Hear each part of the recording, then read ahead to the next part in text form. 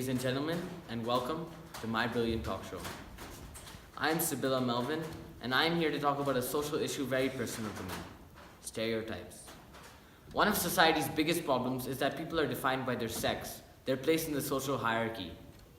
My life and my experiences have taught me it is a curse to be a woman. In a male-dominated society, women can only survive in this world if their ambitions are non-existent, their looks are fair, and if they are dull-witted, wishing for a life of happiness, homes, and husbands. I was teased even by my own mother for being a tomboy. Furthermore, it wasn't only women who were generalized. The tramps were too. They were strong men who really wanted work when they asked for it, but because of their social status, they were neglected and rejected by their employers, and left with nothing but the enjoyment of beer and tobacco. Joining us today to discuss more on this topic is social economist Jonathan Short, social activist and magazine editor Nicole First, and African American job manager Bile, also known as Enoch. Last but not least, an economist from Poland, Jack Doffler. Let us start by discussing gender stereotypes. Nicole first, do you think that stereotypes have changed for genders? I definitely do feel that stereotypes have changed for genders. Both men and women now suffer much less from the confines of society than they once did. For instance, in Sibylla's time, women were expected to get married and have children. Now, that is not the case. According to an article about marriage patterns, the percentage of women getting married has decreased dramatically from 1970 and still continues. This statistic proves that there is a trend that the stereotype of women needing to marry is decreasing. As Sibylla also said, women are supposed to be dumb and beautiful to succeed, but now that is not true. There used to be one idea of beauty and successful women, but now more than ever, beauty is becoming increasingly diverse. Disney has also embraced diversity, and their change from blonde white princesses getting rescued by princes to multiple ethnicities of women who fight for themselves perfectly exhibits how the stereotype has changed for women. Marvel also shows this change with movies featuring strong, powerful women like Wonder Woman who fight, something that previously women apparently couldn't do. Women are also participating in sports like wrestling and boxing and are learning self-defense so they can fight for themselves and walk through big cities alone without feeling scared even though they don't have a man to protect them, changing the stereotype that women are weak and are needed to be protected by a man. Although none of these stereotypes have completely been destroyed, the woman may still be scared and have things expected of them, and beauty may still have a box, but it is definitely changing and getting better, which is something that we all need to focus on. It is the change. But I disagree with your point. Yes, I do agree that stereotypes has been changed around the world, but there is no change because the stereotype still exists even though it's decreasing. The stereotype leads to inequality, and that's why the women and men are suffering, especially the women case. A recent study by economists at the University of California has found strong evidence of gender discrimination in hiring, especially for older women. The researchers sent out 40,000 job applicants that included signals on the job seekers' ages and their genders. So we found statistics that the callback rates for the various occupations, the women workers of age 49 to 51 applying for the administrative position had a callback rate 29% lower than younger workers. And moreover, it was 47% lower for workers over age 64, which means it's almost a half of difference, which is a drastic difference. And also you had said that the stereotype that women have to marry has been decreasing. Yes, that's a good thing, which means women can choose to marry or not. But if they don't choose to marry, that means they have to feed themselves. And if you want to feed yourself, you have to get a job. But there's a stereotype that women are too weak, too delicate to work on the hard jobs, which prevents them from getting a job and they cannot earn themselves to live. And also for your point on your sports on women, there has been a Winter Olympic at 2018 at Pyeongchang in South Korea. The Japanese team in curling had become a third place, but they did not get any good appreciation. They did get appreciation, but they did not get like a lot of popularity or some kind of case. There's a stereotype like, oh, women's sports is kind of boring, but men's sports are always fun. That's why it also leads to the fun rating that the women's sports gets less fun rating than men's sports. Yes, your points do make sense, and it is true that stereotypes do still exist. But the thing is that they are decreasing. For example, 25% of women are now in boards in Australia, which is a big change from 9% over the last 10 years. So that does show a change. Also, according to Women UN, 23% of parliamentarians are women, which is a big increase from 11%. So in all fields of work, especially in positions of power, something that before was a men's job, women are becoming more into those roles, which is a great thing. Also, in sports, women, although women's sports do get lower ratings, they are starting to improve. Women athletes such as Simone Biles, the Olympic gymnast, and Serena Williams, a famous tennis player, are thriving and getting some recognition for doing sport. And although it is not as much as men, it is more than it was back in Sibylla's time. Interesting point. But what about marriage? Is it a demand or is it a right for women? Today, women have more freedom and they can choose between marriage for love and arranged marriage. Yes, I agree. And although arranged marriage still exists in some places like India, for example, as I already said before, the statistic is that the amount of marriage is decreasing, which means that women are getting to choose for themselves instead of just getting forced into it. Also, the age that women get married is also increasing. So that means that they're actually getting to choose for themselves and getting to work and getting a field of the world before they actually get married. I understand your point, but do women need to change their physical appearance to succeed in the job market? Okay. Women do change their physical appearance for their jobs because the world is based on the world seeks for prettier women, and then the salary can get changed because according to the looks. So women change their looks to get better jobs, and then the popularity differs according to the look because more people like prettier women, and then they can get more money. Yep. Adding to that, that's why I say the stereotypes of women, that they have to look beautiful and the fairness of them is what that makes them a woman. Of that stereotype didn't change like Sibylla's time. But see, the thing is that although it is not perfect, I agree, but it is changing. See, we're trying to accept women of all races and sizes so that all women can feel beautiful, because there's no real one type of beauty. That's what we're trying to abolish, is that one stereotype of beauty, so that it is decreasing, so that women shouldn't feel the need to be that one type of beautiful, because we're trying to accept all types of beauty. So then it shouldn't matter what kind of job they get. And although it does, it is decreasing because fashion and the world of beauty is accepting all different types. Well, see, the thing is, what we're trying to go against is the stereotype of what beauty is. For example, Vogue Women Rule cover featured 7 different colored women, and being a magazine editor, I can confirm that this kind of thing is becoming increasingly common. Black models such as Naomi Campbell, as well as plus-size models like Ashley Graham, are recognized as much as any others, and the world of beauty will only continue to get bigger. So what job women get continue depending on their beauty. What we're trying to take away is the stereotype of beauty. One question though that I'm really curious to ask is, are the salaries different for men and women? Do men get higher paychecks? Is that how it works? Yes, and it has been a problem since the time, and which is still now the problem. There's something called gender pay gap, and in India, there's a 25% difference in 2016, which means that the woman earns 25% less than men. We need to evacuate. There's a fire. There's a fire. Let's go! Sorry for the inconvenience. There was a really bad fire. We're gonna continue the debate here. Since stereotypes have affected the salaries of men and women, do you think stereotypes affect the rich and the poor?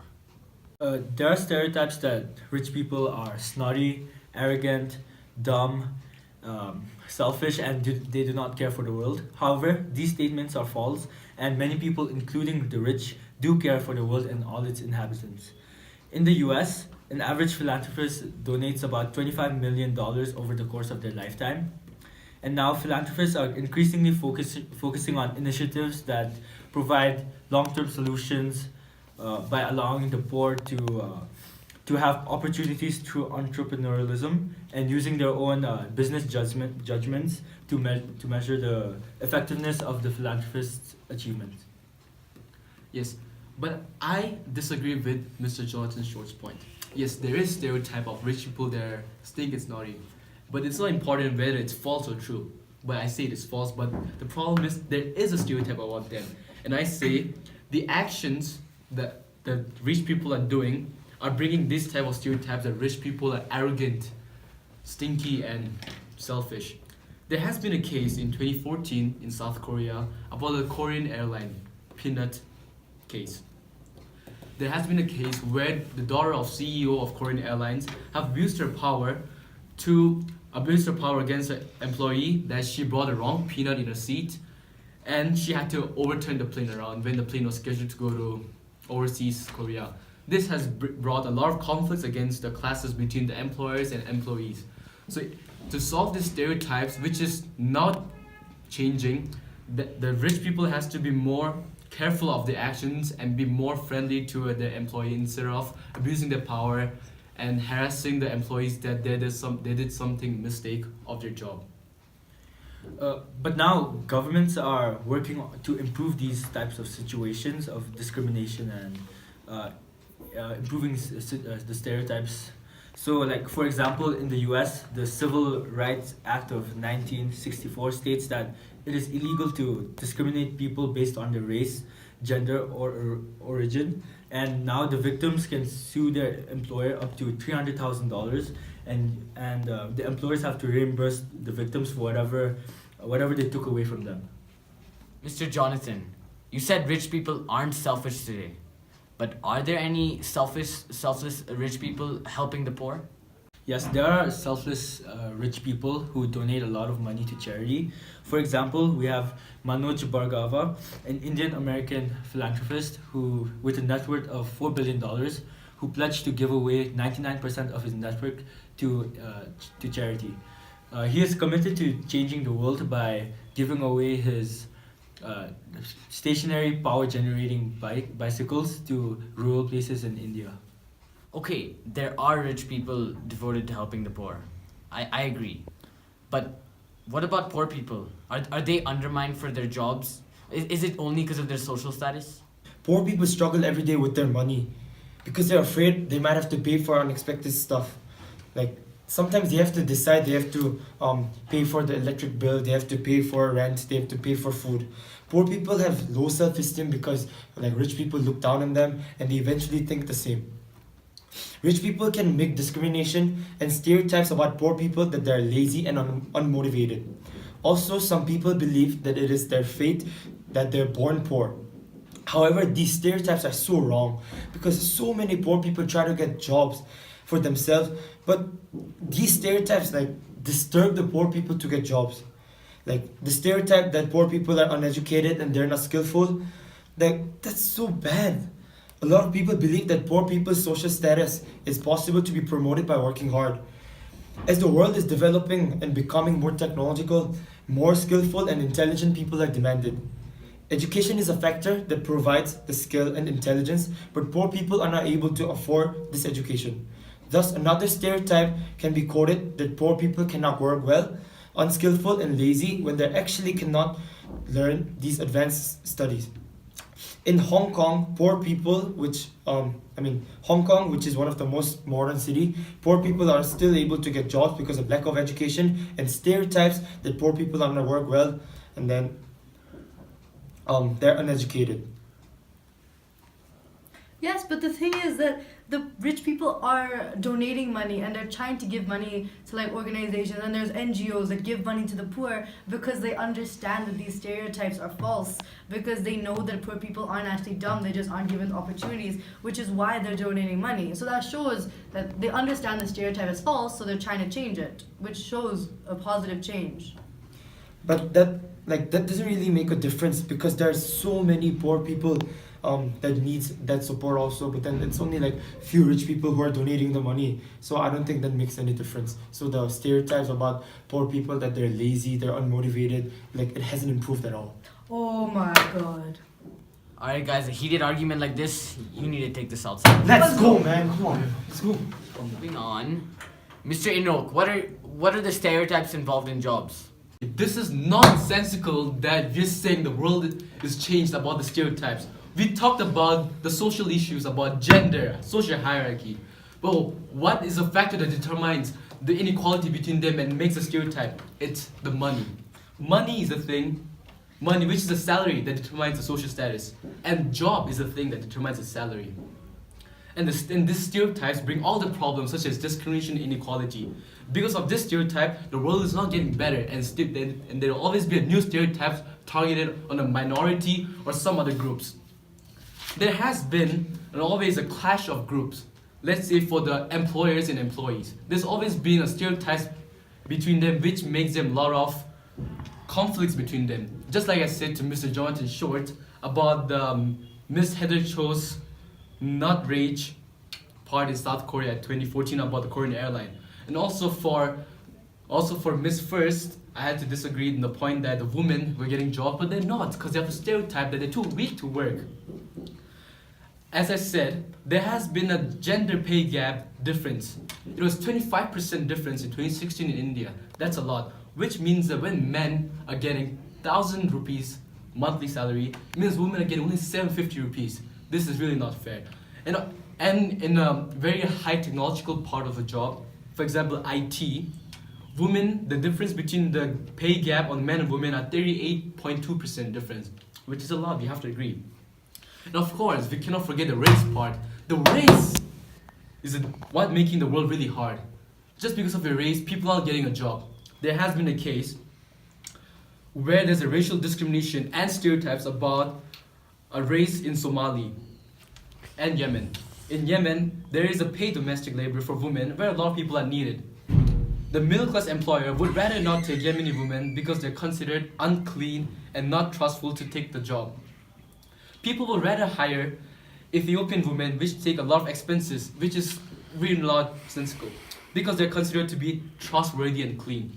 People would never hire Somali women because they're not clean. They have stereotypes that their Yemeni women and Somali women are not trustworthy, they won't work harder, they'll just run away. But Ethiopian women and especially Asian women are considered to be the best.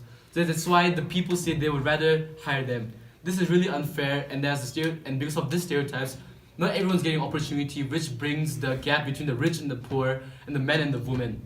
And also, the black workers earn $6.30 less per hour than white workers, which goes same to the biracial race. That is why I say the stereotypes has to be improved and to solve these worldwide problems. In a recent blockbuster film, Marvel's Black Panther, it's a majority of its cast were African American or African people, which actually shows that black people have the opportunity to like become actors and become famous and work their way to the top.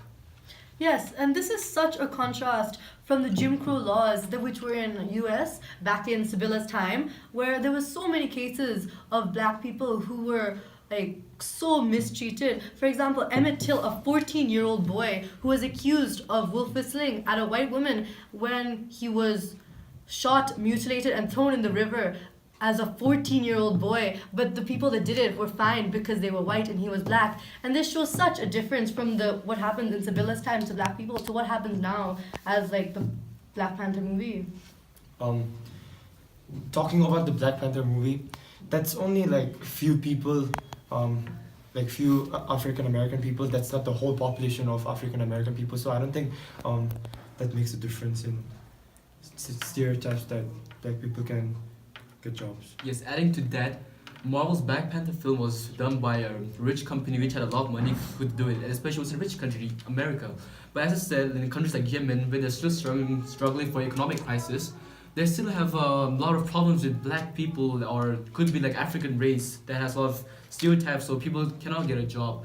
And yes, I'm not saying it's totally not improved, but it only worked on like some cases of like some countries only, not all the countries we've seen so far. Yes, but it shows starting the trend of change, which will hopefully end up reaching all the other countries. But it is starting, which is what we have to focus on. Sorry to end this debate, but unfortunately we've run out of time. But thank you for the professionals who have shared their opinions, and thank you for all the viewers. And to end this debate, what do you think?